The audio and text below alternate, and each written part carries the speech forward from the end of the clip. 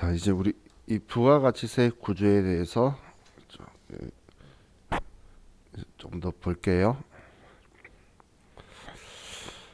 자, 지금 제가 부가가치세 구조에 대해서 이야기한 건 모두 다 과세 사업자죠. 그죠? 전부 다 과세 사업자인 경우에 자, 이렇게 구조가 되는데, 자, 항상 여러분들이 기억하셔야 될 건 과세 사업자는 거래 징수에 의무가 있는데, 이 거래 징수의 의무라는 건 우리 거래 상대방이 누구든지 간에 거래 징수를 해야 된다는 거예요. 지금 여기에 이 거래 상대방이 만약에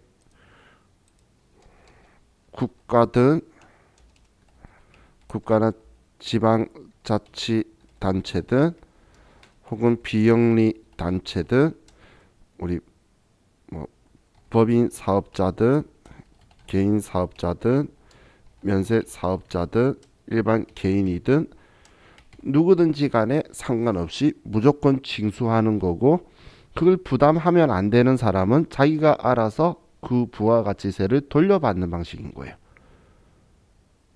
그렇기 때문에 그 이론 시험에서 공급받는 자가 면세 사업자라면 거래 징수의 의무가 없다? 그건 전혀 상관없는 거죠. 받는 사람 기준이 아니라 파는 내가 과세 사업자라면 무조건 일단 받아서 내고, 부담하면 안 될 사람이 알아서, 이 중에 부담하면 안 될 사람은 얘네들이겠죠. 과세 사업자라면. 그럼 얘네들이 알아서 돌려받는 방식을 가지고 있다라고 보시면 돼요. 자, 그럼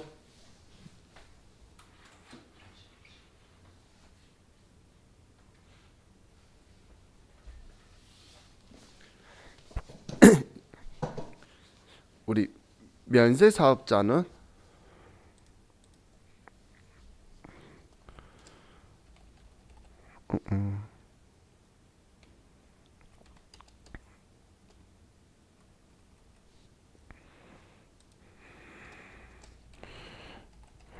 면세 사업자는 부가가치세법상 사업자가 아니죠. 이 사업자가 아니라는 말은, 같은 말은 납세 의무자가 아니란 말인 거예요. 그렇기 때문에 면세 사업자는 거래 징수의 의무가 없다라고 할 수 있는데, 사실은 할 수가 없죠. 왜냐면 부가가치세를 부과하지 말라는 항목만 팔고 있으니까 이 부가가치세를 받는 행동을 할 수가 없다는 거예요.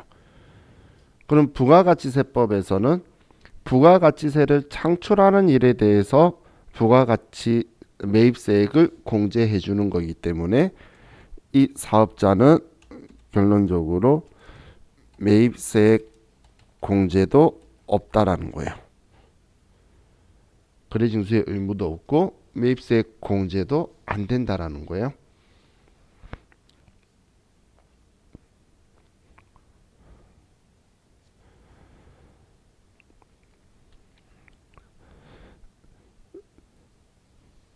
면세 사업의 취지가 뭐죠?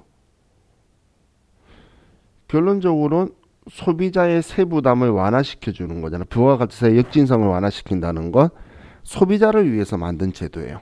면세 제도는.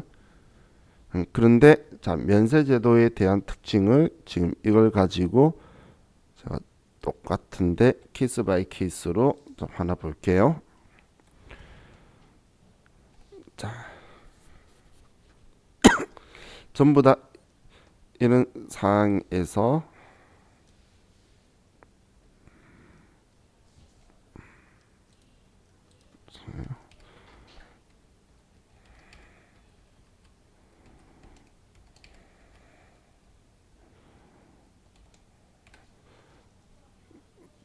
이런 상황에서 공장은 죄송해요. 이것도 지워야 되는구나.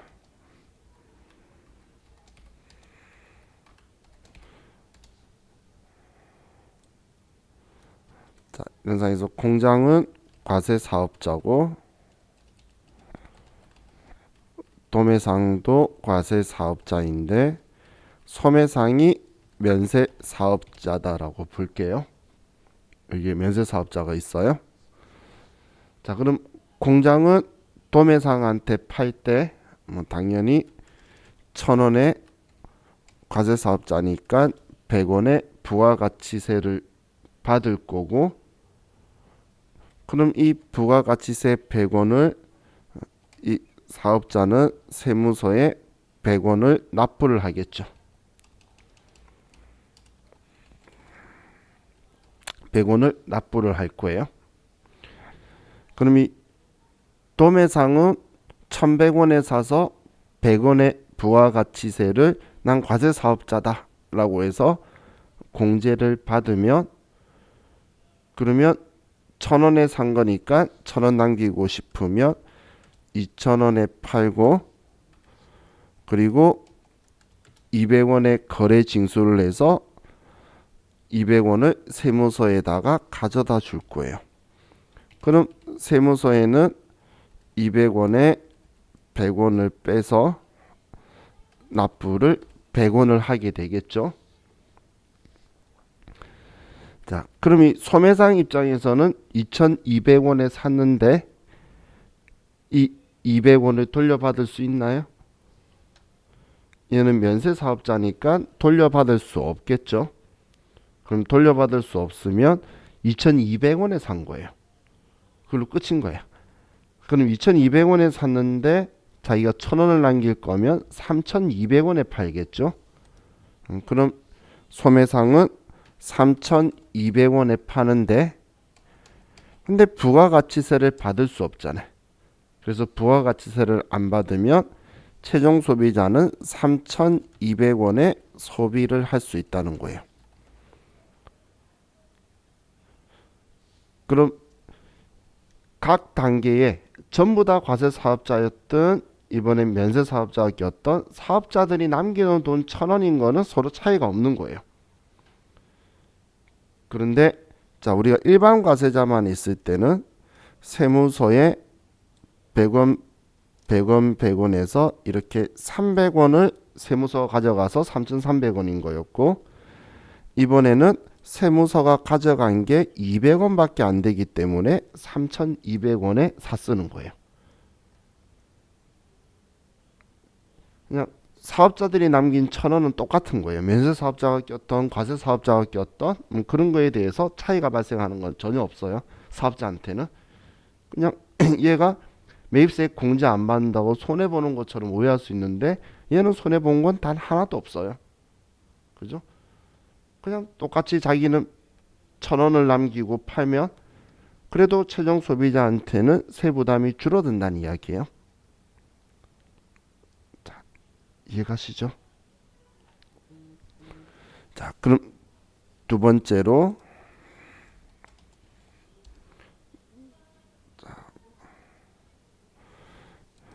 얘는 과세 사업자,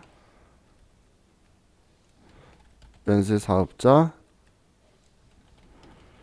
면세 사업자. 자, 이렇게 이번엔 과세, 면세, 면세 이렇게 붙어 있다라고 볼게요. 자, 그럼 공장은 면세 사업자한테 팔 때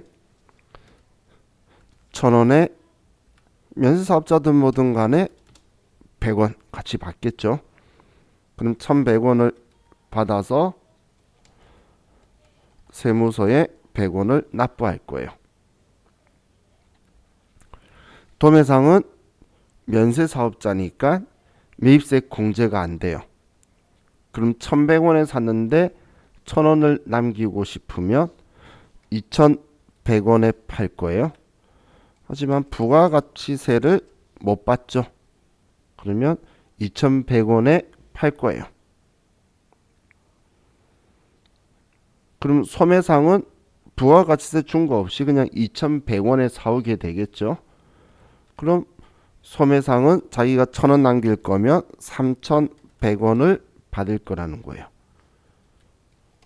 그럼 소매상은 최종 소비자한테 3,100원에 팔 거기 때문에 그럼 3,100원에 이 물건을 소비하게 되죠. 이번에도 사업자는 1,000원을 남긴 건 똑같은 거예요. 똑같은 건데 다 세 사업자다 1,000원씩 남겼는데 면세 사업자 단계에서 부가가치세를 거래 징수를 안 하기 때문에 과세 사업자 단계에서 징수된 이것만 최종 소비자가 부담해서 3,100원에 물건을 사쓰게 되는 거예요. 그럼 만약에 얘가 면세품이었다면 처음부터 끝까지 다 면세품이면 사업자가 남긴 거지 세무서가 세금으로 가져간 거는 단 하나도 없다라는 거죠. 그래서 여러분들이 쌀을 사 드실 때도 그 쌀은 그 사이에 있는 농민부터 마지막까지 전부 다 있는 사업자 단계에서 다 창출한 거지 국가가 세금으로 가져간 거는 단 하나도 없다라고 보시면 돼요. 근데 이 면세 제도 사업자 제도는 면세 제도는 처음부터 전부 다 무조건 제거를 시키는 게 아니라 과세 사업자 단계에서는 과세를 하게 돼요. 근데 면세 사업자 단계에서는 과세를 안 하게 되죠. 그래서 이 물건에 대해서 세금을 다 제거하라는 제도가 아니라 사업자 형태의 단계가 과세 사업자냐 면세 사업자냐의 단계에서 얘를 면제시키기 때문에 부분 면세 또는 불완전 면세라는 표현을 쓰게 돼요. 나중에 그래서 부분 면세, 불완전 면세 이걸 제가 설명을 한 번 더 언급할 거예요. 자, 그런데 자 이번엔 이런 경우를 볼게요. 그럼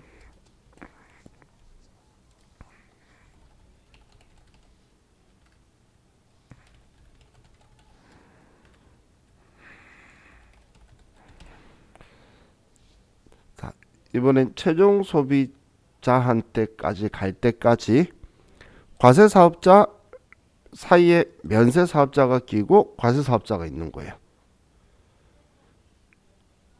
그럼 지금 위에 있는 원리대로 하면 최종 소비자는 이 두 사람이 부가가치세를 가지고 가니까 3,200원에 소비를 해야 될 것처럼 보이는데 자, 이 제도를 가지고 다시 계산을 해보면 처음 공장은 1,000원에 팔고 부가가치세 100원을 해서 1,100원에 팔 거예요. 그럼 면세사업자는 과세사업자는 그래서 세무서에 100원을 가져다 줄 거고 도매상은 면세사업자니까 1,100원에 사서 매입세 공제가 안 되니까 2,100원에 물건을 팔겠죠. 그리고 부가가치세는 받지 않을 건데요. 그럼 세무서에 낼 게 없겠죠. 당연히 사업자가 아니니까. 근데 소매상 입장에서 2,100원의 물건을 샀어요. 근데 매입세 공제 받을 건 없죠. 부가세를 준 적이 없으니까. 부가세는 내가 주고 돌려받는 거니까. 상대방이 부가세를 안 받았으니까 소매상은 2,100원에 사서 1,000원 남길 거면 3,100원이라는 거예요. 그런데 이 부가가치세는 내가 판 물건 가격의 10%를 거래 징수를 하는 거죠. 그럼 봤더니 310원을 받아야 돼서 최종 소비자가 3,410원에 이 물건을 소비하는 상황이 발생한다는 거예요.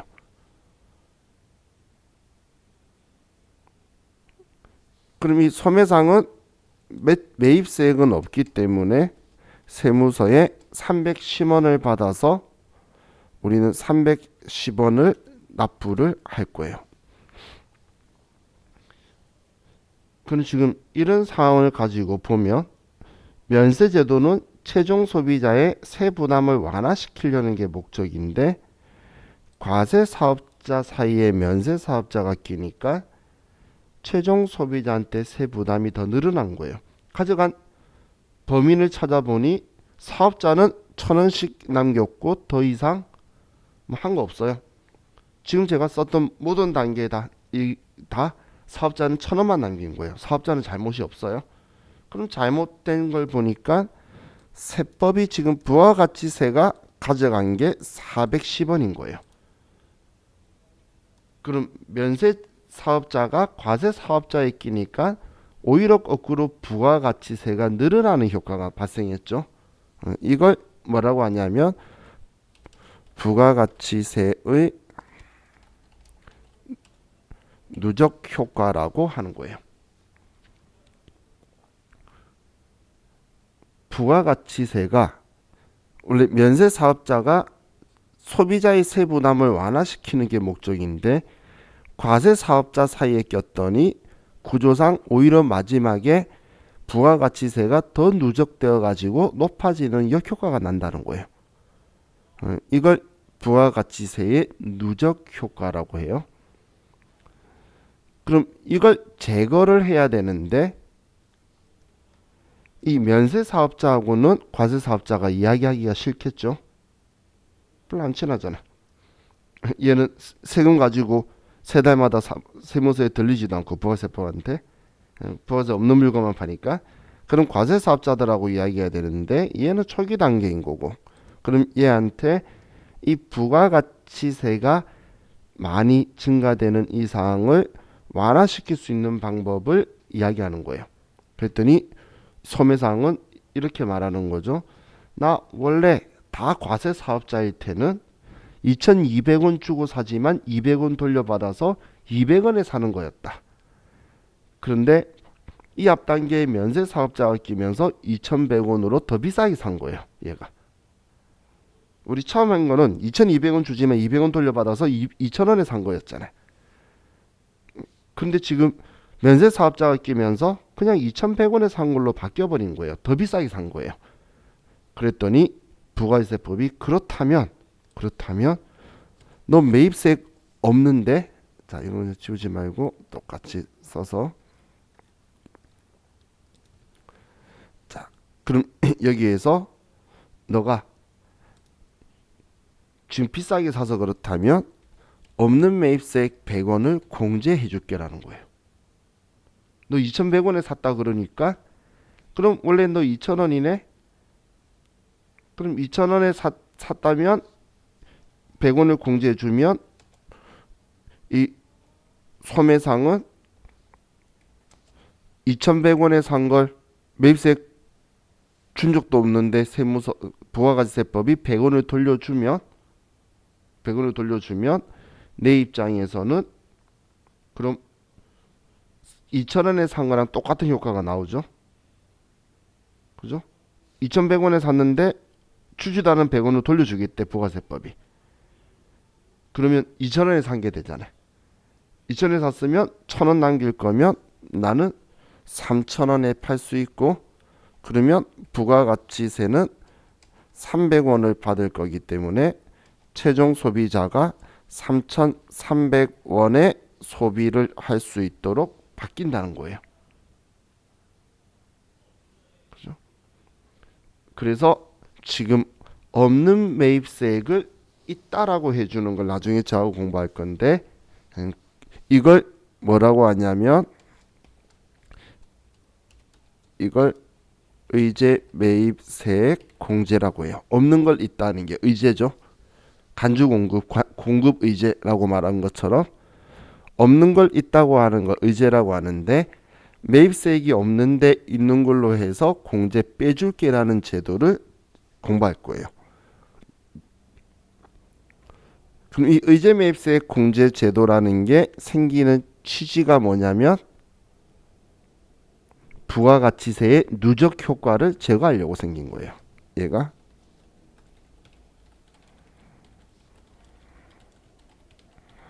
목적으로 의제 매입세액 공제라는 게 생긴다고 보시면 돼요.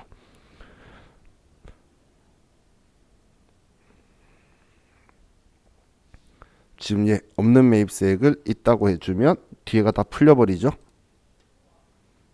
그렇죠? 그러면 세무서에도 얘는 받아서 얘는 300원이 아니고 200원만 주면 되죠. 300원 받아서 100원 빼준다 그러니까 200원 주면 세무서는 100원, 200원만 받아서 3,300원이 되는 이런 방식인 거예요.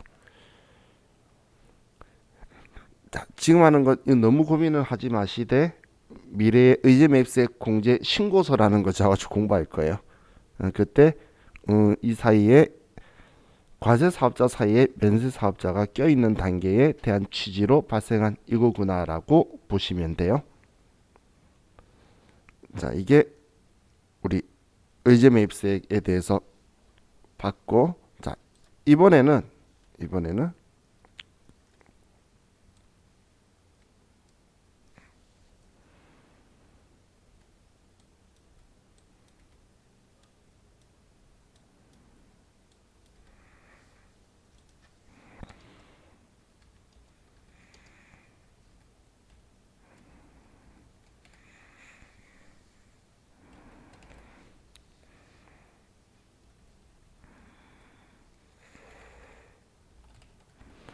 자,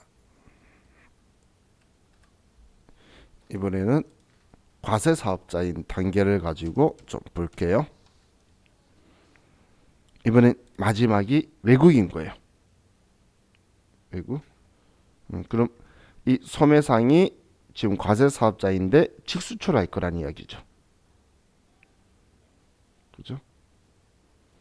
그럼 이 단계가 이제 직수출 단계예요. 수출업자인 거예요. 자, 그럼 자, 먼저 공장이 도매상한테 물건을 팔아요. 그럼 1,000원에 100원. 그럼 도매상은 1,100원에 사서 세음계약서 받아가지고 100원 돌려받으면 되니까 1,000원에 산 거고, 도매상은 2,000원에 물건을 200원 붙여서 팔 거예요. 자, 그럼 얘는 세무서에 100원을 낼 거고, 얘도 세무서에 200원 받아서 100원을 빼고 100원만 낼 거예요. 자, 그죠? 그럼 소매상은 수출을 하는데 2,200원인데 샀지만 200원 돌려받을 수 있죠. 영세사업자도 과세사업자니까. 그러면 3,000원에 소비지구 과세 원칙을 구현해야 되기 때문에 부가가치세는 0원이 된다는 거예요. 그래서 국외에 3,000원에 우리가 보내게 될 건데, 그럼 이 수출업자는 세무서에서 매출세액은 0원이고 공제되는 매입세액 200원 세음계약서에 확인되는 거니까 마이너스 200원을 해서 이 돈을 환급을 받을 거예요. 이 돈을. 자, 이 구조 이해가시나요? 그죠? 그럼 이 200원을 세무서가 주는데 세무서가 생돈을 주는 게 아니에요. 이 돈은 세무서가 이 앞에 받았던 100원과 이 앞에 받았던 100원을 돌려주는 거예요. 얘한테. 이 200원을 얘한테 돌려주면서 이 물건에 대한 부가가치세를 완전히 포기하는 작업인 거예요. 면세 사업자한테는 돌려주지 않죠. 그래서 완전한 세금을 면제시킨 게 아니라서 불완전 면세라고 하는데, 이 영세율은 이렇게 돌려줘 버리기 때문에 완전 면세라고 하는 거예요. 완전 면세라고 하는 이유가 앞 단계에서 받았던 걸 전부 다 돌려줘 버리는 거죠. 그죠?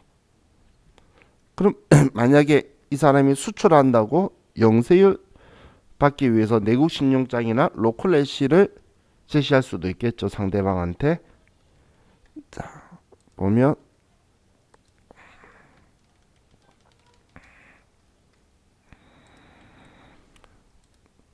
자, 공장이 1,000원에 100원에 물건을 팔고, 자, 그럼 1,100원에 사서 이 사업자는 세무서에 100원을 납부를 하고, 도매상이 이제 소매상한테 파는데 1,000원의 부가가치를 창출하기 위해서 200원을 주는데 소매상이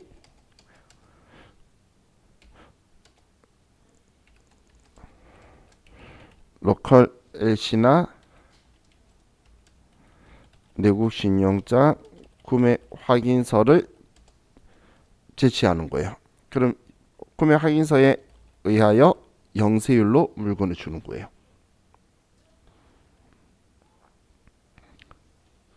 그럼 이 과세 사업자는 세무서에 매출세액이 0원이 되고 매입세액이 100원이 되기 때문에 마이너스 100원을 환급을 받을 거예요.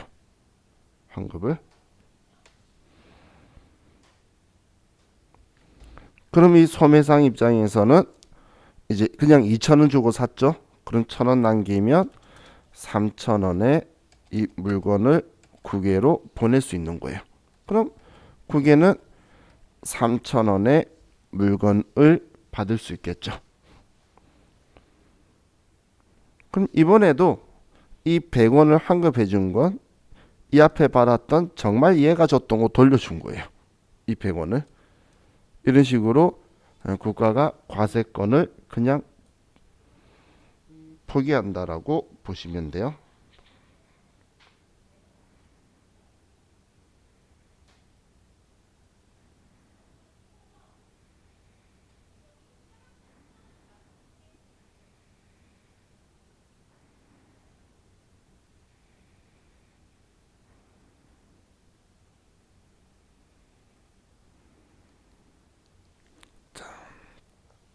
되셨죠? 그럼 이거 하나만 좀 더 볼게요.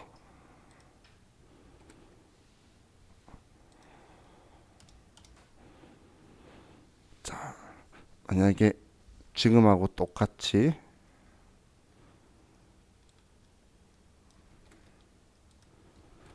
이렇게 상황이 되어 있는데, 그래서 수출한다고 되어 있었는데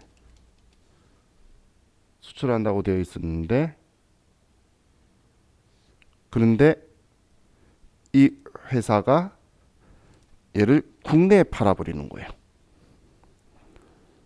그럼 국내에 팔아버리면 부가가치세법이 괘씸할까요?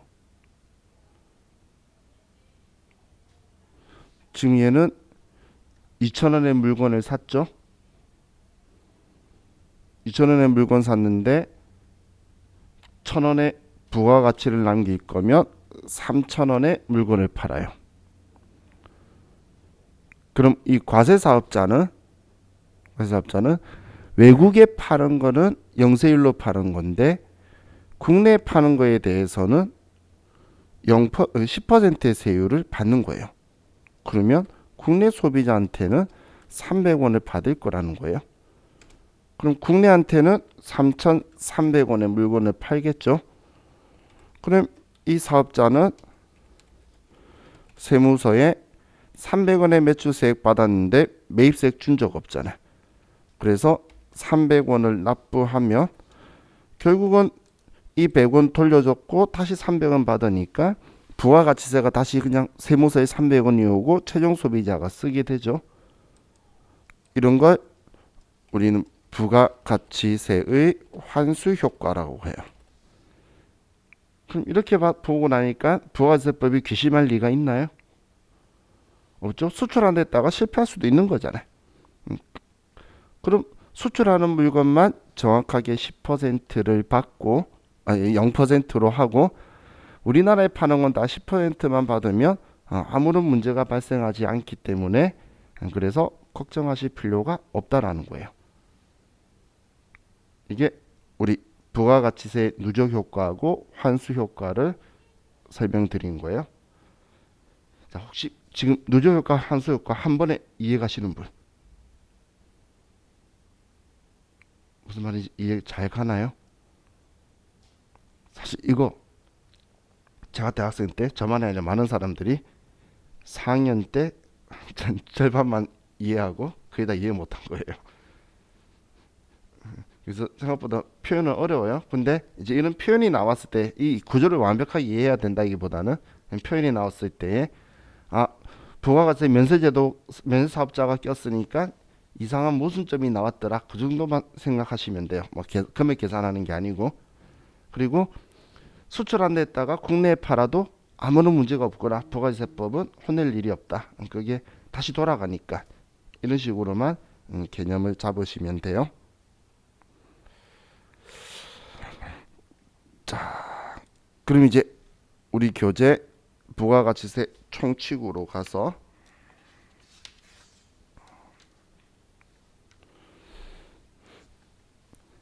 자, 우리 부가가치세법에서 납세 의무자는 우리가 사업자를 원칙으로 하는 건데 이 사업자의 개념에서 이 사업자는 제일 중요한 특징이 영리 목적 유무하고는 무관하다는 거예요. 비영리 단체도 그렇고 전부 다 과세 대상 물건을 판다면 부가가치세를 받아서 세무서에 납부해야 되는 거예요. 자, 그리고 이 납세 의무자가 되려 그러면 계속적 반복적으로 재화나 용역을 공급을 해야 되는 거고, 그리고 사업상 독립적이라는 거는 우리 직원이 받아서 내는 게 아니라 그 회사가 받아서 낸다라는 거예요. 그래서 종속적인 관계는 우린 사업자의 대상이 아니란 이야기고, 그리고 당연히 과세 대상이 되는 재화나 용역을 공급해야 되지 면세 대상 재화만 공급한다면 그거는 납세 의무자의 요건에서 벗어난다는 이야기예요. 자, 이게 우리 사업자의 기본 요건인데, 자, 다음 페이지 넘기시면 뭐 재화 용역 공급 계속적 반복적에 대한 것만 적혀 있으니까 자, 이렇게 이거는 그냥 참고로 보시면 되고, 자, 납세 의무자의 구분에 보면 자, 우리는 사업자의 구분이다라고 보시면 돼요. 그럼 이 사업자는 과세 사업자와 면세 사업자로 둘로 나누는데, 면세 사업자는 부가가치세 적용 대상이 아닌 재화 용역을 공급하는 사업자, 한마디로 면세품만 취급하는 사업자를 이야기하는 거예요. 부가가치세 적용 대상이 아닌 재화 용역은 면세 재화나 용역을 이야기하는 거죠. 그래서 이제 그것만 공급하는 사업자고, 그럼 과세 사업자는 일반 과세자와 간이 과세자로 둘로 나누는데 기준 금액이 4,800만 원으로 4,800만 원 이상이면 그냥 부가가치세법상의 모든 의무를 다해야 되는 일반 과세자고, 4천만 원 미만이면 우리는 영세한 사업자로 봐서 부가가치세법상의 의무를 간소화시켜주기 위한 간이 과세자가 발생하게 되는 거예요. 자, 그럼 과세 사업자는 부가세 납세 의무자가 맞는데, 면세 사업자는 부가가치세법상 사업자가 아님에 유의한다 적혀 있는 게 납세 의무자가 아니다라고 읽으라고 말씀드렸었죠. 그렇게 보시면 돼요. 자, 그럼 여기에 이제 겸령 사업자라는 표현이 있는데, 이 겸령 사업자라는 건 과세품과 면세품을 전부 다 파는 과세사업과 면사업을 겸하는 사업자를 우리는 겸령사업자라고 하는데, 이 겸령사업자도 과세품을 팔죠. 그래서 과세사업자로 등록하는 거예요. 한마디로 면세사업자는 면세품만 파는 사업자예요. 면세품만.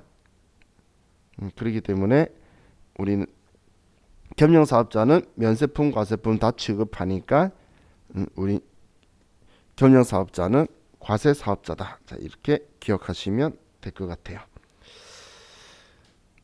자, 우리 지금 죄송한데 좀 밑에서 저 좀 불러서 그런데 우리 좀 빨리 쉬었다가 좀 오도록 할게요. 네, 죄송해요.